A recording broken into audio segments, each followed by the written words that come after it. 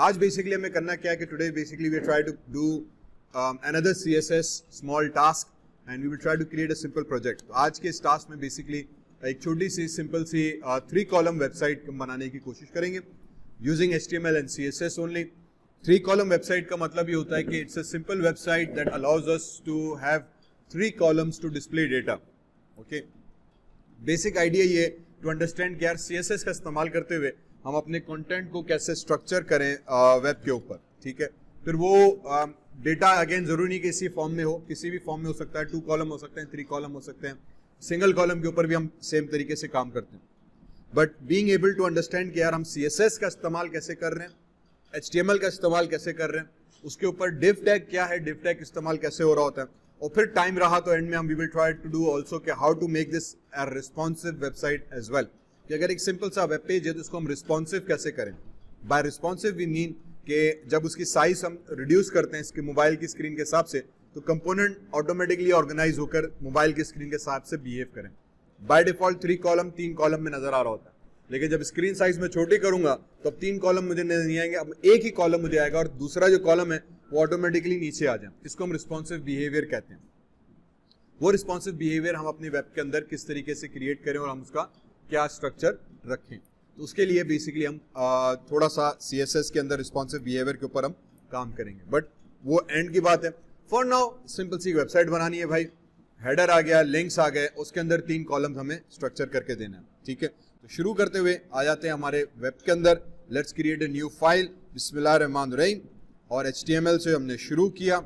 Again इस चीज़ को हम हर दफ़े लिखते हैं ताकि एक प्रैक्टिस रहे कि यार ये चीज़ हमारे पास बेसिक कोड आ गया हम. ठीक है, एंड वी नो कि HTML के अंदर basically every web page must have all these 3 components. मैं टास्क के अंदर आ जाऊंगा और यहाँ पे मैंने नाम दे दिया इसका for example BSID part 3. Let's go inside CSS task और मैं इसका नाम दे देता हूँ फॉर एग्जांपल project_3.html. ठीक है, मैंने project3_html करके ये वेब पेज बना दिया. हेड में आ गए. हेड में हमारे पास एक आया था है टाइटल, तो टाइटल का टैग दे दिया सिंपल 3 column कॉलम वेबसाइट. तो ये मेरे पास 3 कॉलम का वेबसाइट आ गया.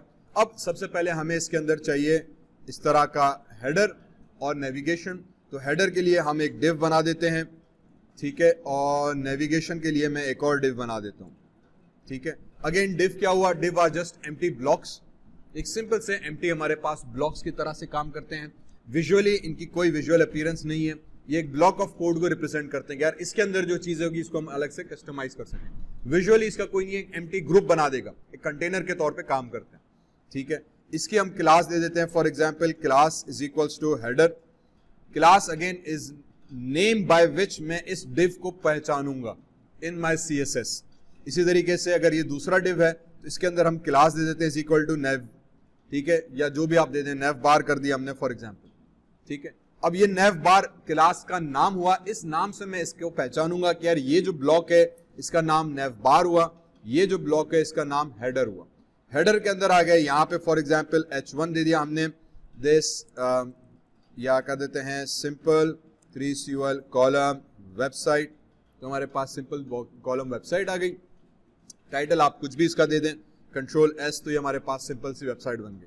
If I turn on the live view और ये मेरे पास इसका लाइव व्यू ऑन हो गया तो 3 कॉलम वेबसाइट आ गई. Let me just scroll it here और इसको यहाँ पे कर देते हैं.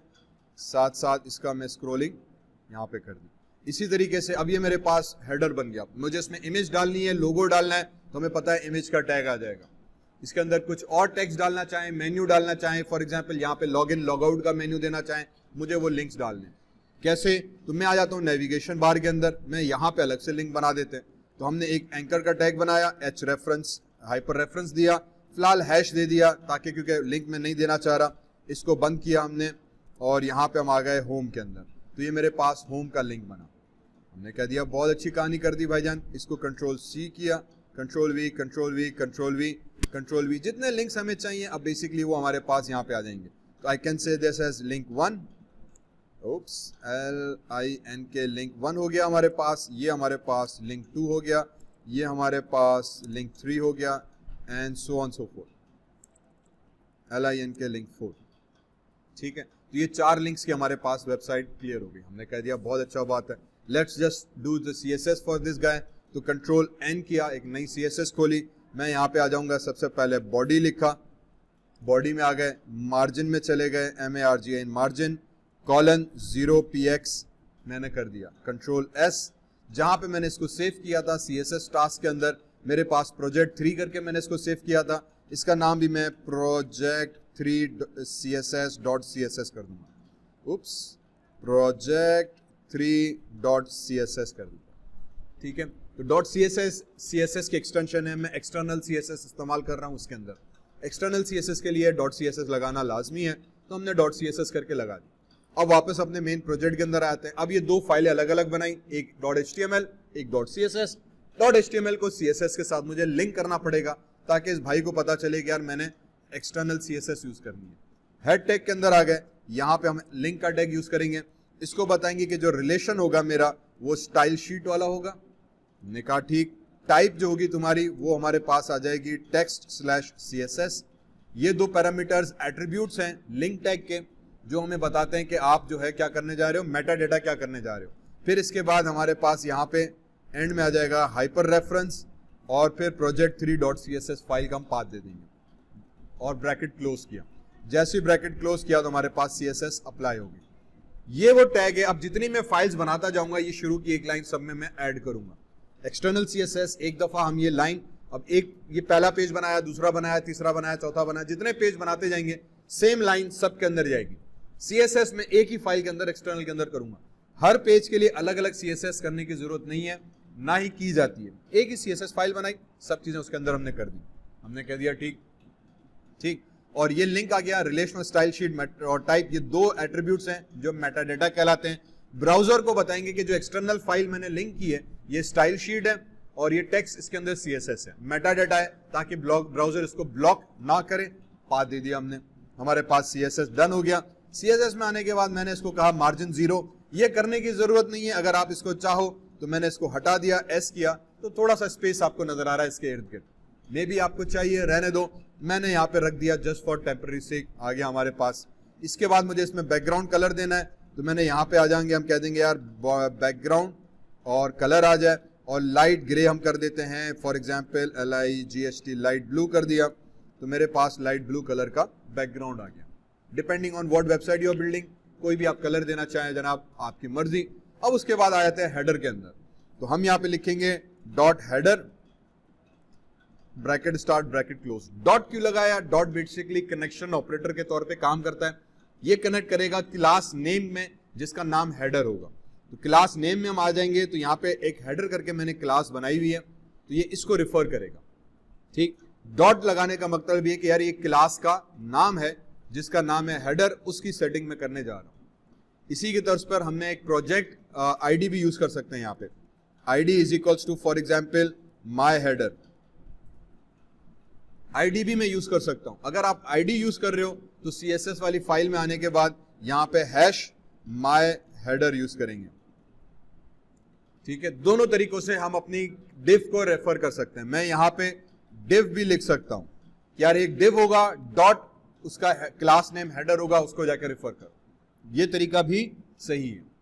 तीनों तरीकों से हम कर सकते हैं। ID भी लगाकर कर सकते हैं, क्लास लगाकर भी कर सकते हैं, div डॉट हेडर करके भी कर सकते हैं।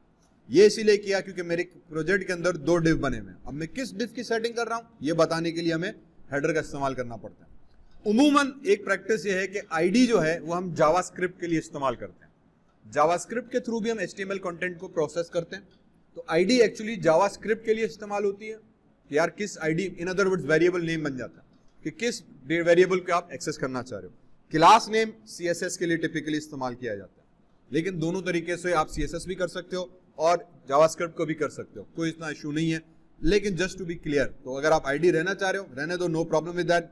कंट्रोल S, मैं यहाँ पर आ गया। मैं क्योंकि इसको ID को नहीं div को यूज कर रहा हूं तो मैंने हेडर पे यहाँ पे आ गया। अब यहाँ पे मेरी सेटिंग के ऊपर है, however I want to design this particular content. For example मैंने इसको कह दिया कि यार टेक्स्ट अलाइन जो है वो सेंटर कर दो, तो टेक्स्ट मेरे पेज के सेंटर पर आ गया।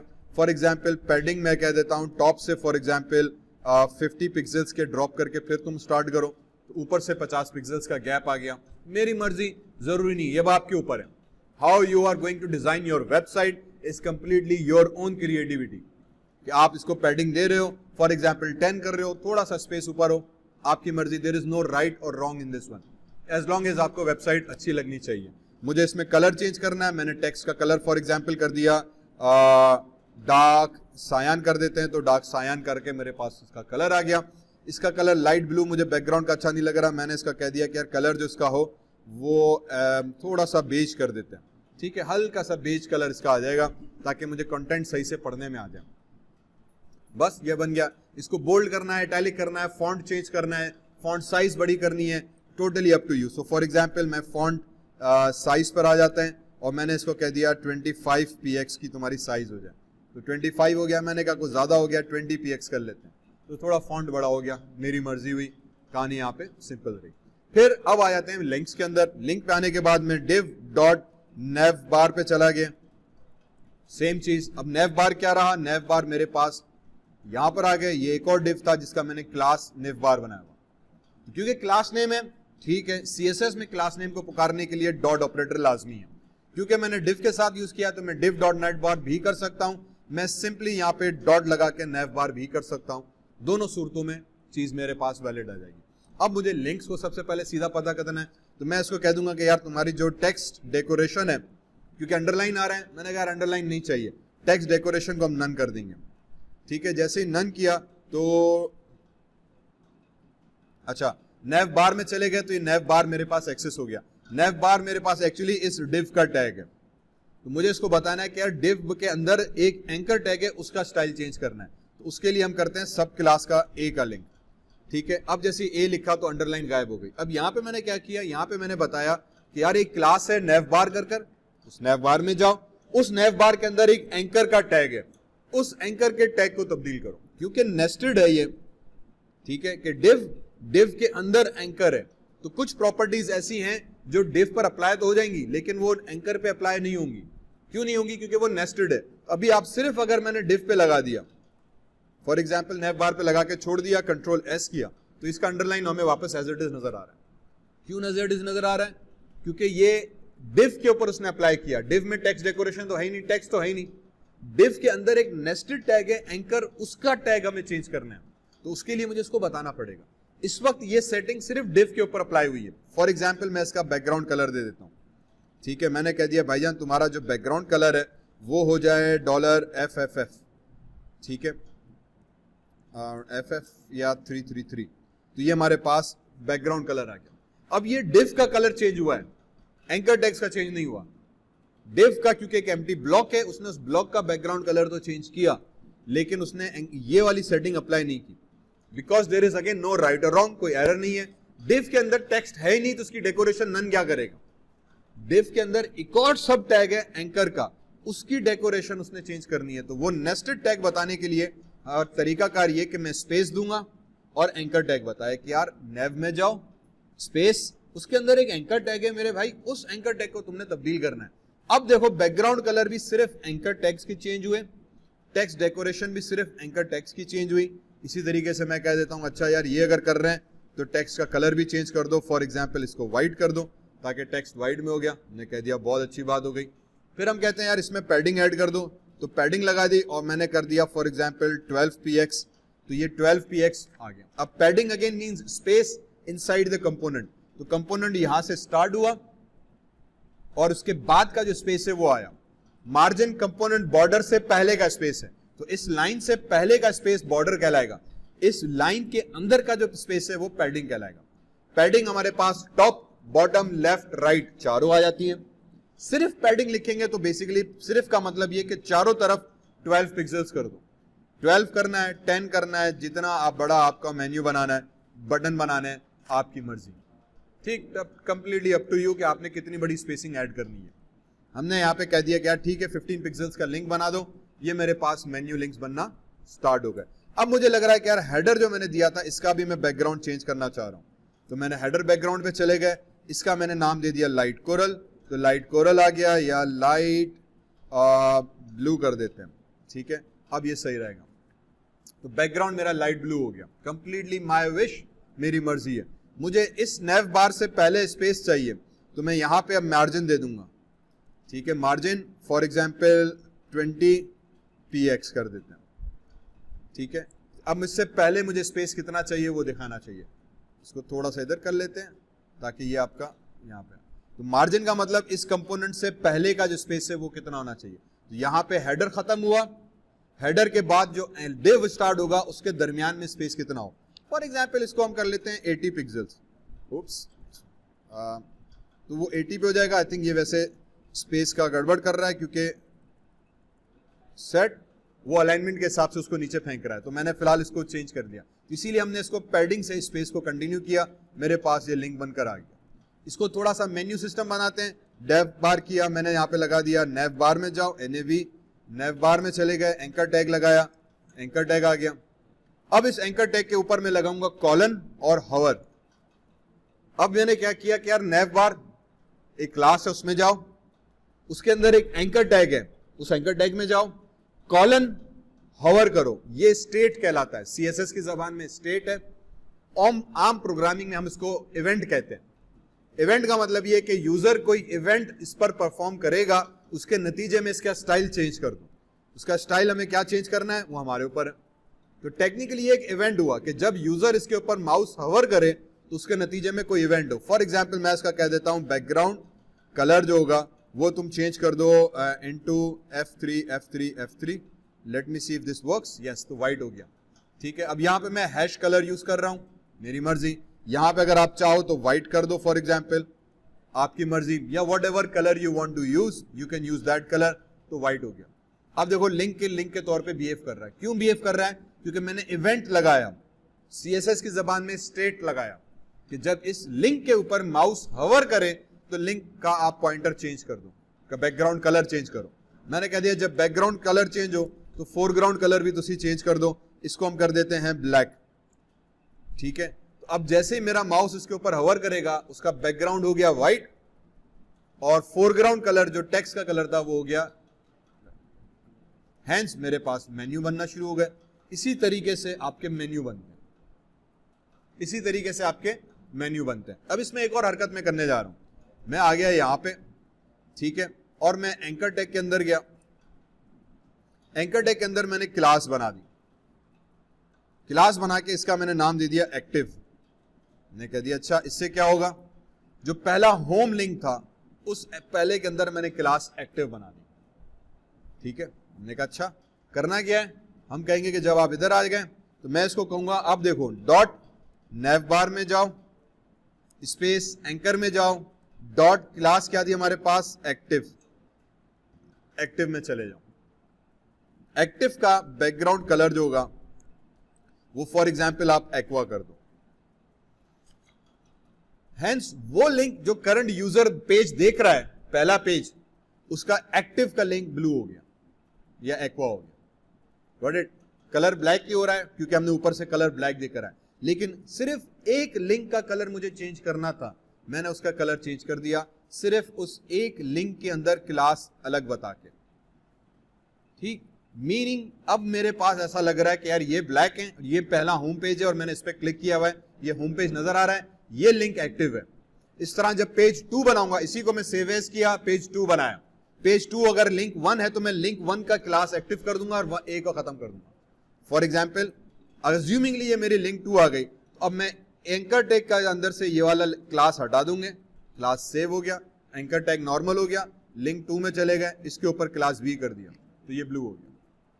मीनिंग कि अब ये वाला पेज मेरा एक्टिव है। जो पेज एक्टिव होगा, क्योंकि हमें तो पता है कि यूजर कौन से पेज पर है, उस पेज का जाके हम एक्टिव सिर्फ उसी को एक्टिव दे देंगे, वो लिंक एक्टिव हो गया। हेंस अगेन एक और चीज हमने देखी कि यार CSS में मैं नेव बार में गया, डॉट क्लास, उसके स्पेस, उसके अंदर नेस्टेड क्लास एंकर टैग में गया, उस एंकर टैग के भी अंदर एक एक्टिव क्लास नेम होगा, उस एक्टिव वाली क्लास का मैंने CSS तब्दील कर दिया, मेरे पास मेरा कोड बन गया, हेंस मेरे पास वेबसाइट बनने लगी। यही चीज हम CSS से करते हैं, being able to design your content, ये डिजाइनिंग हुई। देयर इज नो राइट और रॉन्ग, जो दिल में आए हम करते चलेगा, ठीक है। हमने कह दिया जबरदस्त कहानी हो गई, वापस आए थे HTML के अंदर, अब इस कोड को और आगे बढ़ाते हैं। ये 2 डिव बने, मैंने कह दिया बहुत अच्छी बात, तीसरा डिव एक और बना देते हैं, ठीक है। अब मुझे इसका बाकी का कंटेंट सेट करना है, फॉर एग्जाम्पल इस div के अंदर जो आ गया, मैं इसके क्लास नेम बना देते हैं इज इक्वल्स टू क्लास और कंटेंट नाम दे दिया इसका। ये मेरा मेन कंटेंट आ गया, ठीक है। जो बॉडी का एरिया हमारे पास बनेगा इसका हमने नाम दे दिया भाईजान ये कंटेंट बनेगा। अब इसके अंदर मुझे ये 3 कॉलम स्ट्रक्चर देना है, कॉलम 1, कॉलम 2, कॉलम 3। इसका मतलब मैं एक और इसके अंदर नेस्टेड डिव बनाऊंगा, ठीक है। इसका क्लास नेम हम रख देंगे column कॉलम, और इसके अंदर अब मैं दे देता हूं for example h1, for example column column 1, जो भी टेक्स्ट आप देना चाहो, और इसके अंदर हम पैराग्राफ डाल देंगे, ठीक है। और पैराग्राफ में आके हमारे पास कंटेंट आ जाएगा, दिस इज पैराग्राफ 1 वगैरह वगैरह, ठीक है। तो ये मेरे पास कॉलम 1 बन गया, ओके। ये एक कॉलम बना डिव का, उसके अंदर दूसरा डिव का बना। अब मींस हमने किया क्या कि जो बॉडी का बाकी का एरिया जहां पे टेक्स्ट आएगा उसका एक डिव कंटेनर बना दिया, ग्रुप बना दिया। मैंने कहा ठीक, फिर उस डिव के अंदर क्योंकि मुझे 3 कॉलम्स ऐड करने, तो मैंने उसके अंदर एक और डिव बनाया, एक और कंटेनर बनाया, उसका नाम दे दिया कॉलम 1। अब इसको मैंने कंट्रोल C किया, ठीक। फॉर एग्जाम्पल यहाँ पे let's me just give a comment, bracket start किया, exclamation mark, minus minus column column 1 और माइनस माइनस ब्रैकेट 1। तो ये मेरे पास HTML का कमेंट आ गया। हमने कह दिया ठीक, इसको यहाँ पे कंट्रोल C किया। अब जो मेन डिव था उसके अंदर आके पेस्ट किया और पेस्ट किया, तो मैंने 3 कॉलम बना दिए। इसको मैंने कर दिया कॉलम 2 और इसको हमने नाम दे दिया कॉलम 3। हेंस अब मेरे मेन कंटेंट वाले डिव के अंदर मैंने कॉलम 1, कॉलम 2, कॉलम 3 3 कॉलम बना दिए। एक कॉलम यहां से यहां तक डिव बनाया, डिव के अंदर अब हेडिंग आ गई, पैराग्राफ आ गया, इमेज आ गई, न्यूज के कोस्ट आ गया, इमेज डाल सकते हैं, जो भी आपका लेआउट बना रहे हैं, ब्लॉग पोस्ट आ रही है, जो भी डिजाइनिंग आप करना चाह रहे हैं, कंटेंट आपके हिसाब से इसमें आ जाएगा। अब मुझे करना क्या है कि यार इन तीनों को एक साथ 1 2 3 करके दिखाना है। हमने कह दिया अच्छा यार, अब हम करेंगे क्या, अब हम आ जाएंगे, इसको पहले करा देते हैं save, control S, project window के अंदर आ गए। अब यहां पर आ गए, सबसे पहले मैं कह दूंगा डिव में जाओ, डॉट कंटेंट उठाओ, ठीक है। जो मेन कंटेंट एरिया उसको उठाओ। हमने कह दिया उठा दिया। मैंने कहा पहले तो इसका बैकग्राउंड कलर जो होगा, फॉर एग्जाम्पल तुम कर दो लाइट ग्रे कर दो, या लाइट चलें लाइट पिंक कर दिया हमने, बल्कि ये थीम के साथ जा नहीं रहा, लाइट ब्लू कर देते हैं। लाइट के साथ और कौन सा आ रहा है, लाइट ग्रे कर देते हैं, ठीक है। अब क्या हुआ, क्योंकि मैंने कंटेंट लगाया, कंटेंट मींस मेरा मेन डिव टैग, ये वाला मेरा मेन डिव, जो मेन बॉक्स था पहला ग्रुप, तो उसने पूरे ग्रुप का कलर चेंज कर दिया। हमने कह दिया सही, मुझे कोई एतराज नहीं है, लेकिन अब हर कॉलम के जो बन रहा है उसका भी बैकग्राउंड कलर मुझे अलग चाहिए, साड़ी मर्जी। अब उसका क्या करूंगा मैं, अब मैं आ जाऊंगा डिव के अंदर, डॉट कंटेंट लगाया, यार डिव के अंदर एक कंटेंट है, हमने कह दिया होगा। फिर क्या करूं, इस कंटेंट के अंदर तुम्हें एक और डिव मिलेगा। मैंने कहा अच्छा, उसके क्लास नेम होगा हमारे पास column कॉलम। इसका कलर अलग चेंज करो। इसका कलर क्या चेंज करो, इसका बैकग्राउंड कलर उठाओ, सॉरी बैकग्राउंड, और कलर इसका आप कर दो लाइट ब्लू कर दो, या थोड़ा सा इसका कलर ऐसा करते हैं कि हमें नजर आने लग जाए। हियर वी गो, ठीक है। मैंने कह दिया अच्छा। अब क्या हुआ कि जो बैकग्राउंड था आपका डिव का मेन कंटेनर, उसका बैकग्राउंड ग्रे है, लेकिन जो कंटेंट है, अब हर कंटेंट का समझो एक लिहाज से कार्ड बन गया, उस कार्ड का बैकग्राउंड कलर हमने चेंज किया। चेंज कैसे किया कि मैं क्योंकि डिव में आया, मैंने एक डिव बनाया था कंटेंट जो मेन ग्रुप, उसके अंदर दूसरा डिव बनाया जो था सब ग्रुप, जिसका नाम था कॉलम। यही कॉलम नेम मैंने दूसरे को भी दिया है, तीसरे को भी दिया है, तीनों को सेम नेम दिया है, ताकि एक ही स्टाइल अप्लाई करूंगा तीनों के ऊपर अप्लाई हो जाएगा। तो डिव के अंदर दूसरा डिव, पहले डिव का नाम कंटेंट, दूसरे का नाम कॉलम। यही चीज मैंने CSS में यहां पे कि डिव पहला कंटेंट में जाओ, उसके अंदर स्पेस सब दूसरा।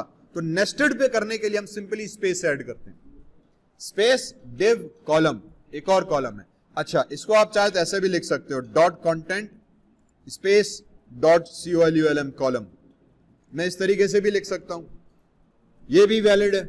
मैं डिव ना लिखूं क्योंकि अब CSS एक्चुअली क्लास नेम से पहचान रहा है, जहां पे डॉट आ गया अब क्लास का नाम पहचान रहा है, तो आपको डिव लिखने की भी जरूरत नहीं है। अब हम इसको कह देंगे यार एक डॉट कंटेंट क्लास है, उसके अंदर दूसरा डॉट कंटेंट डॉट कॉलम करके एक और सब क्लास है, उसकी तुमने सेटिंग चेंज करनी है।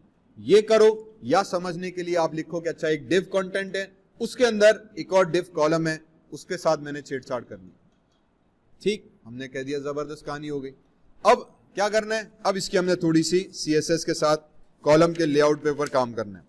ठीक है, तो हम इसको सिंपली कह देंगे कि यार यहां पर आ जाओ नीचे बैकग्राउंड में, इसके अंदर CSS में सबसे पहले हम दे देंगे float value, float colon LEFT left. Float का मतलब ये कि आपका जो कंटेंट है उसके इन अदर वर्ड्स अलाइनमेंट किस साइड पर।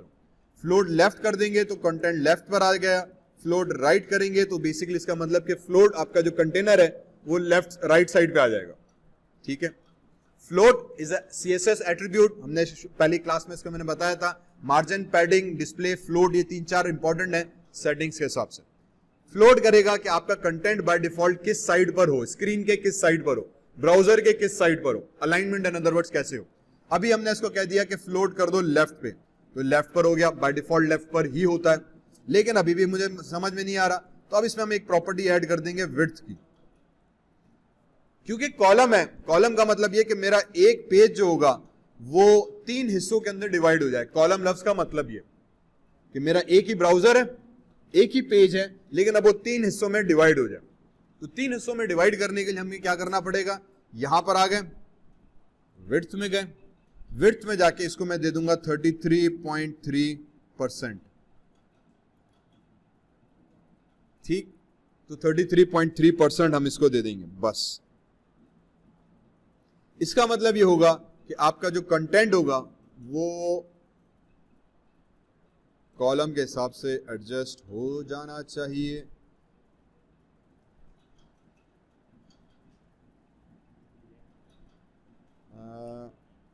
अब आ गया सही, ठीक है, सॉरी, ओके, अब आ गया आपका कॉलम सही। तो now what we get, column 1, column 2, column 3।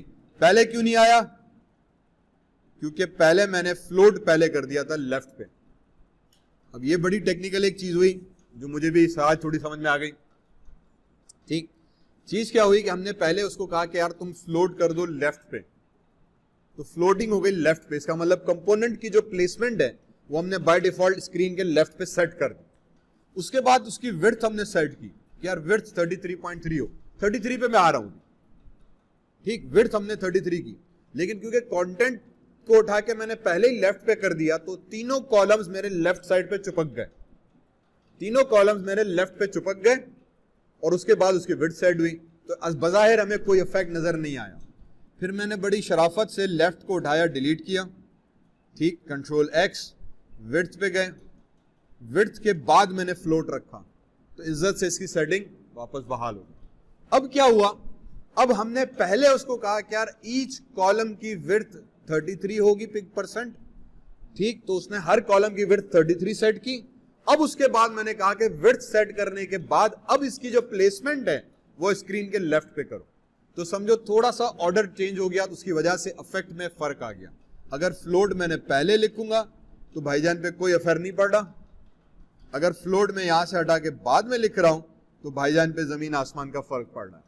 अब ये डिजाइनिंग के कुछ पॉइंट्स आ गए हमारे पास, ठीक, कि पहले आप विड्थ सेट करोगे। अब पहली बात, विड्थ 33 क्यों की, क्योंकि अगर मैं यहां पे कैलकुलेटर खोल दूं, खुल जा सिम, तो बाय डिफॉल्ट स्क्रीन की विड्थ है 100%।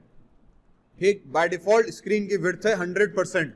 100 को डिवाइड कर दें 3 के साथ, तो मेरे पास क्या वैल्यू आई, 3 के साथ। क्यों डिवाइड किया, क्योंकि मुझे आउटपुट में 3 कॉलम चाहिए थे, 1 2 3, क्योंकि मुझे आउटपुट में 3 कॉलम चाहिए थे, तो इसीलिए मैंने 3 कॉलम कर दिया।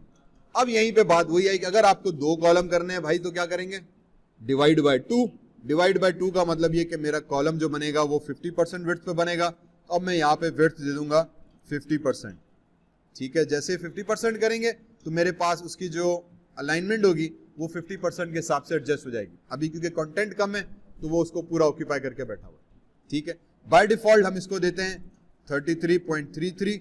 दिस विल बेसिकली मीन्स कि स्क्रीन आपकी 33.33 साइज के हिसाब से तीनों कॉलम इतनी स्पेस ऑक्यूपाई करेंगे। अगर हम मैक्सिमाइज कर देंगे तो मैक्सिमम चला गया, कंटेंट हम ज्यादा डालेंगे तो ऑटोमेटिकली उस हिसाब से ये विड्थ फुल अप करता जाएगा। तो फॉर एग्जाम्पल पैराग्राफ के अंदर आ गए, मैं यहाँ पे कंटेंट थोड़ा ज्यादा डाल देता हूँ। This is my text in this example, I am giving some garbage text to understand the principle of 3 column। ठीक, और इस पूरे पैराग्राफ को मैंने कंट्रोल C किया, वापस पेस्ट किया, तो मेरे पास 3 कॉलम का टेक्स्ट आ गया। हमने कह दिया जबरदस्त, मैंने इसको मैक्सिमाइज किया, तो अभी भी ये गड़बड़ क्यों कर रहे हैं?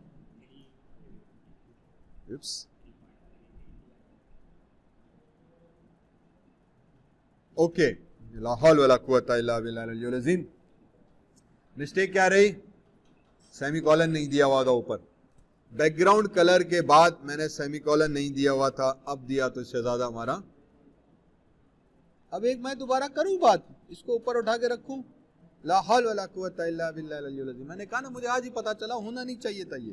ठीक भाई, वो जितना अभी मैंने बात की ना, हैशटैग वापस, ठीक, वो हैशटैग सारा अंडू करो।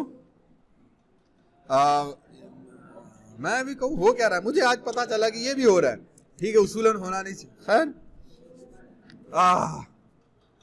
ओके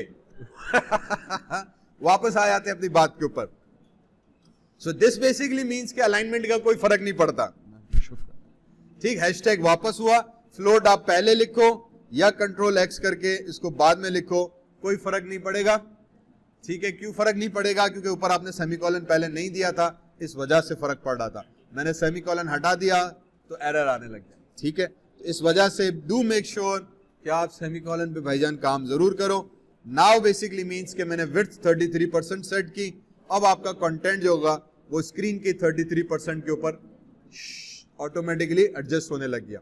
ठीक है, और जैसे ही इसकी साइज अब मैं स्मॉल करूंगा तो ऑटोमेटिकली मेरे कॉलम की जो साइज होगी वो स्ट्रेच होगी, रिड्यूस होगी। नोट, ये अभी भी रिस्पॉन्सिव नहीं है। रिस्पॉन्सिव मींस कि आप इसका अगर मोबाइल साइज हो गई तो ये एक्चुअली 1 2 3 कॉलम स्टैक होने चाहिए एक दूसरे के ऊपर, इस तरीके से नजर नहीं आने चाहिए। लेकिन क्योंकि अभी मैंने रिस्पॉन्सिव किया ही नहीं है, इस पे रिस्पॉन्सिव कोड हमने नहीं दिया। बहरहाल मेरे पास 3 कॉलम स्ट्रक्चर बन गया, एज सिंपल एज दैट, कहानी खत्म। ओके, फाइनली प्रोजेक्ट में आ गए, मैं इस डिव के बाहर आया, आखिरी का जो डिव था, फिर एक और डिव बनाया, दिल किया, मैंने कहा एक और हरकत करते हैं, एक और डिव बना देते हैं। ठीक है, इस डिव के अंदर गए, इसमें क्लास दी is equals to FOOTR, footer नाम दे दिया, और इसके अंदर जाके मैंने H2 कर दिया और इसका नाम दे दिया फुटर एरिया। ठीक है, और पैराग्राफ दे दिया, पैराग्राफ प्रोजेक्ट बाय BSIT। ठीक है, और टेक्स्ट में एक और हम आ जाते हैं, फॉर एग्जाम्पल H3 कर देते हैं, लाइक शेयर सब्सक्राइब। ठीक, तो ये मेरे पास फोल्डर आ गया। Now what did we did, इसके मैंने एक और डिव बनाया जो मेन कंटेंट के डिव से बाहर है। ठीक, अब ये मेरा मेन कंटेंट का डिव आ गया इधर। ठीक है, अगर आप इसको ब्रैकेट यूज कर रहे हो तो एरोज आ जाते हैं, you can expand and contract the divs as well. तो ये डिव कंटेंट अलग हुआ, उससे बाहर मैंने फुटर दे दिया, लेकिन ये फुटर अभी भी इधर आ रहा है क्योंकि मैंने फ्लोटिंग वैल्यूज को छेड़ा हुआ है यहां पे। अब हम क्या करेंगे, वही चीज कि भाईजान डिव में जाओ, एक डिव होगा तुम्हारे पास फुटर, उस फुटर डिव को उठाओ। ठीक है, उस फुटर डिव को उठाने के बाद क्या करो, इसकी फ्लोट जो होगी वो उठा के आप लेफ्ट कर दो, और उसके बाद इसकी जो विड्थ होगी फॉर एग्जांपल वो आप कर दो 100%। ठीक है, ताकि ये मेरे पास 100% पर आ जाए। इसका जो बैकग्राउंड कलर होगा वो आप चेंज कर दो, फॉर एग्जांपल #333। ये आपके पास फोल्डर एरिया यहाँ पे क्रिएट हो गया। ठीक है, depending of how you want to basically design this. अब इसमें आप चाहो तो हम यूजुअली, अब देखो बिल्कुल ये स्क्रीन से चिपका हुआ है, तो इसीलिए फिर हम इसमें पैडिंग दे देते हैं, लेकिन मैं पैडिंग लेफ्ट दे देता हूं, फॉर एग्जांपल 50 पिक्सल। तो ये स्क्रीन से थोड़ा सा लेफ्ट से घूमकर इधर आ गया। आपको पैडिंग टॉप देनी है तो हमने पैडिंग टॉप कर देते हैं कि टॉप से भी 20 पिक्सल्स के इसमें थोड़ा सा गैप आ जाए। तो 20 ऊपर से, 20 ऊपर से, 50 साइड से हो गया, तो थोड़ा सेंटर पर आ गया। आपने इसका कलर चेंज करना है तो आप टेक्स्ट का कलर चेंज कर दो। इन अदर वर्ड्स, अब मैं यहाँ पे ये करने जा रहा हूँ कि यार डिव में जाओ, फुटर में जाओ, और फुटर के अंदर स्पेस H1 का एक टैग होगा। उस h1 के टैग का जो कलर होगा फॉर एग्जाम्पल आप व्हाइट कर दो, ठीक है। तो अब हमारे पास इसमें h1 था, h2 यूज किया हुआ, सॉरी, ठीक है। तो मैं इधर आ गया और यहाँ पे h1 की जगह पे h2 कर दिया। अब जो फुटर का टेक्स्ट होगा वो व्हाइट हो गया। दिस बेसिकली मीन्स कि अगेन वही चीज, सब टैग में हम चले गए, डिव में गए, फुटर में गए, स्पेस h2 कर दो।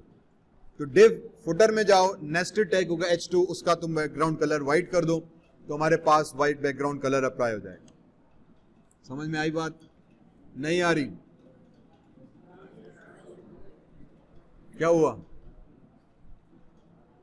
ठीक, हैंस आपकी एक सिंपल रिस्पॉन्सिव वेबसाइट हमारे पास स्ट्रक्चर होना लग गई। अब दूसरी चीज, इसके कॉलम्स जो है वो आपके पास मर्ज किए हुए हैं। थोड़ा सा अब यहाँ पे जो फॉल्ट आ रहा है वो ये कि लिंक्स और उसके ऊपर ये बॉर्डर देखो ओवरलैप हो रहा है, ठीक है, और इनके दरमियान में स्पेस नहीं है, ये भी बिल्कुल वहां पे स्पेस के साथ चिपका हुआ है। तो मैं डिव के कॉलम के अंदर आ जाऊंगा, मैं यहां पे मैं मार्जिन दे दिया फॉर एग्जांपल 15 पिक्सल का, ठीक है। अब मैंने 15 पिक्सल्स का मार्जिन दिया तो पूरी अलाइनमेंट खराब हो गई। अब अलाइनमेंट क्यों खराब हुई? और ये अब सबसे ज्यादा जो चीज हमें पागल करती है वो ये अलाइनमेंट है।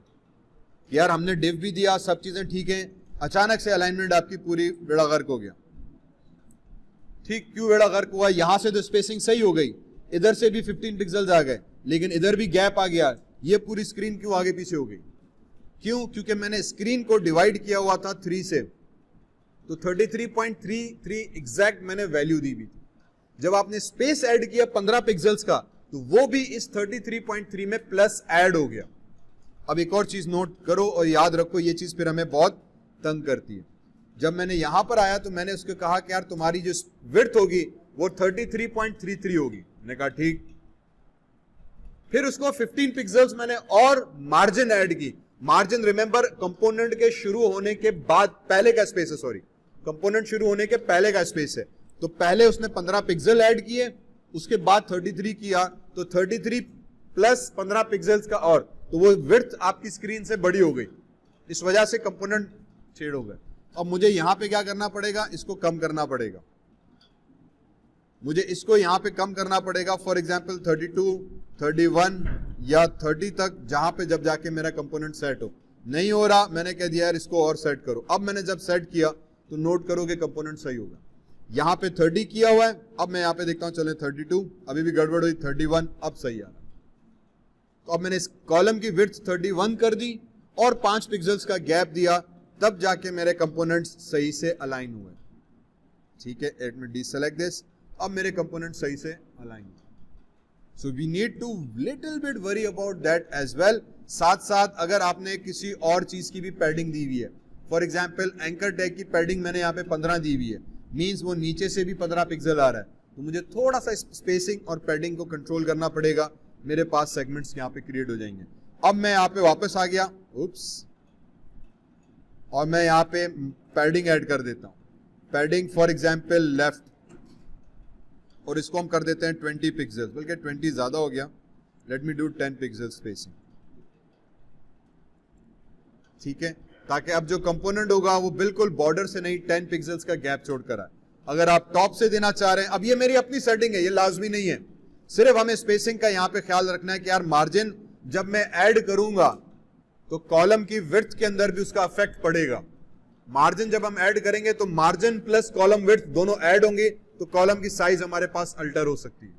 बस, बाकी हमें यहाँ पे पैडिंग, फॉर एग्जाम्पल मैंने टॉप वगैरह बल्कि जरूरत नहीं है, कहानी खत्म, कंट्रोल एस, मेरे पास basic structure of web page complete हो गया।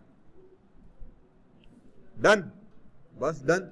ये हमारे पास रहा CSS, how we use CSS to design our components, simple as that. अब हमने बेसिकली क्या कहानी की, एक सिंपल सा HTML पेज बनाया, उसको हमने डिव्स के साथ सेग्रीगेट किया। सेग्रीगेट करने के बाद हमने उसके ऊपर क्लास नेम्स लगाए। ठीक है, सेग्रीगेट मीन्स के मैंने हेडर को अलग किया, मैंने नेविगेशन को अलग किया, मैंने कंटेंट एरिया था उसको मैंने अलग किया, मैंने फुटर को अलग किया। तो ये 4 सेक्शंस मैंने अलग अलग किए। फिर हर सेक्शन के हमने CSS अलग डिफाइन किया, जिससे मैं उसको कंट्रोल कर रहा हूं। अब ये कोई हार्ड एंड फास्ट रूल नहीं है कि आपने इसी तरीके से करना है। बेसिक लिंक बनाने का तरीका हमें देखना है कि यार लिंक हम इसी तरीके से बनाते हैं, ठीक है। और उसके बाद कॉलम मुझे बनाना है, तो कॉलम बनाने के लिए सिर्फ ये दो मेजर प्रॉपर्टीज आती हैं, विड्थ, फ्लोट, बस। कि विड्थ दे दो कितनी होगी 33%, फ्लोटिंग लेफ्ट से करेंगे, कंपोनेंट ऑटोमेटिकली एक दूसरे के ऊपर स्टैक हो जाएंगे। अगर आप विड्थ राइट कर दोगे तो राइट साइड से स्टार्ट करेगा और कुछ नहीं करेगा, उसकी स्टार्टिंग पॉइंट राइट से हो जाएगी। यहां पे हमें दो चीजें आई। अगर हमें 2 कॉलम करना है इसी को ही, तो मैं सिंपली वहां से एक कॉलम डिलीट कर दूंगा और इसकी विड्थ 50% या 49% कर देंगे, तो मेरा पेज 2 कॉलम्स के अंदर डिवाइड हो जाएगा। Got it? ठीक, खलास। Thank you very much.